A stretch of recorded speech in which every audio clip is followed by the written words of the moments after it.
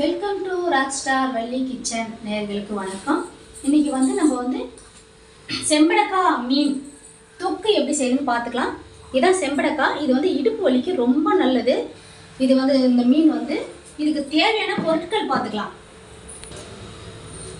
வெங்காயம், பச்சை மிளகாய், கருவேப்பிலை, கொத்தமல்லி, பூண்டு, இஞ்சி, புளி தண்ணி, ஒரு நெல்லுக்கு அளவு, தக்காளி, மிளகாய், தாளிப்புக்கு எண்ணெய். இது மிளகு, ஜீரகம், சோம்பு. இது பவுட்ரு பண்ணி இதில் ஆட் பண்ணிக்கலாம். கடுகு, சோம்பு, உளுத்தம்பருப்பு, மஞ்சத்தூள். இதுக்கு தேவையான பொருட்கள். இப்போ கடாய் சூடாயிடுச்சு. இப்போ நம்ம ஆயில் போட்டுக்கலாம். எண்ணெய் சூடாயிடுச்சு. இப்போ நம்ம கடுகு போட்டுக்கலாம், உளுத்தம்பருப்பு போட்டுக்கலாம், கொஞ்சமாக வெந்தயம் போட்டுக்கலாம்,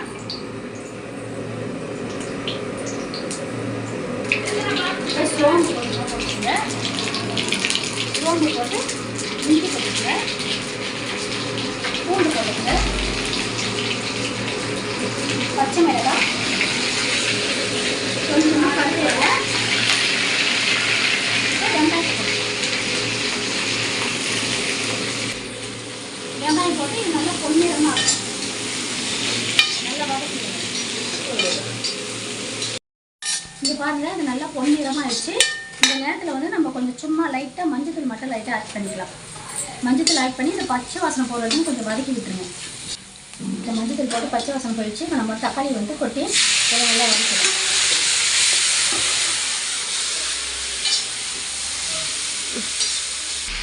இந்த வெங்காயம் தக்காளிக்கு கொஞ்சமாக உப்பு மட்டும் இதில் நம்ம சேர்த்து நல்லா வதக்கி விட்டுக்கலாம்.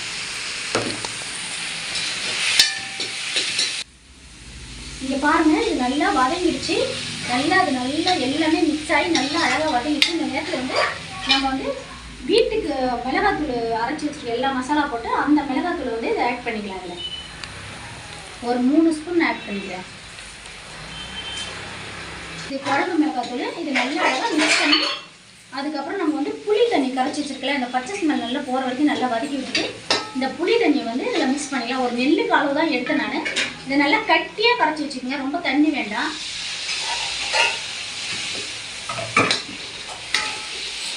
இந்த பதத்தில் இதை நல்லா கட்டியாக கரைச்சி நல்லா இது நல்லா வாசனை போகிற வரைக்கும் நல்லா ஒரு 2 நிமிஷம் நல்லா வதக்கி விட்டுருங்க.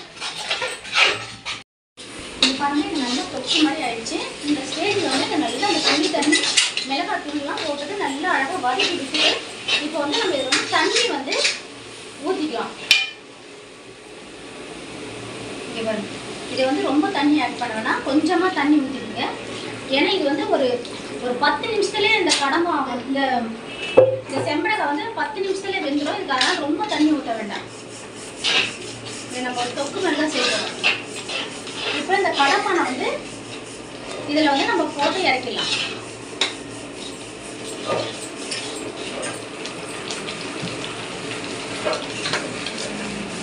இது மஞ்சத்தூள்லாம் போட்டு நல்லா க்ளீன் பண்ணி சுத்தமாக நான் கழுவி அழகாக வச்சுருக்கேன். தண்ணியெல்லாம் வடிகட்டி இதை நம்ம இதுக்குள்ளே போட்டுக்கலாம். போட்டு அடுத்து சிம்மில் வச்சுக்கணும்.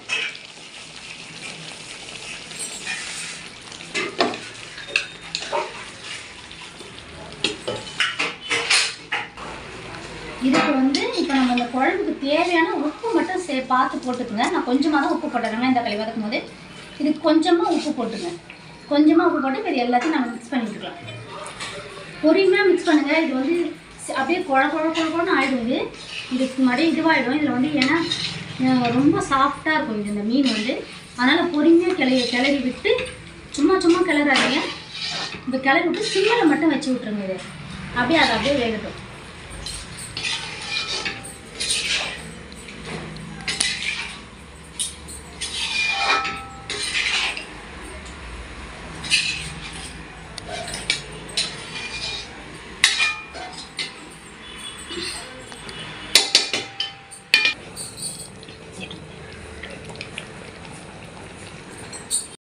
இப்போ இது 5 நிமிஷம் ஆயிடுச்சு. இப்போ நம்ம லைட்டாக அடியில் மட்டும் லைட்டாக அப்படி கிளறி விடுங்க. ரொம்ப கிளறி விட்டுறேன். குழப்பம் எல்லாமே போடணும். அது பொறுமையாக கிளறி இப்போ அடிக்கிட்டாமல் அழகாக கிளறி விட்டுட்டு அரைச்சி வச்சுருக்க மிளகு, ஜீரகம், சோம்பு இந்த பவுட்ரு வந்து இதில் அப்படி நம்ம வந்து ஆட் பண்ணிக்கலாம்.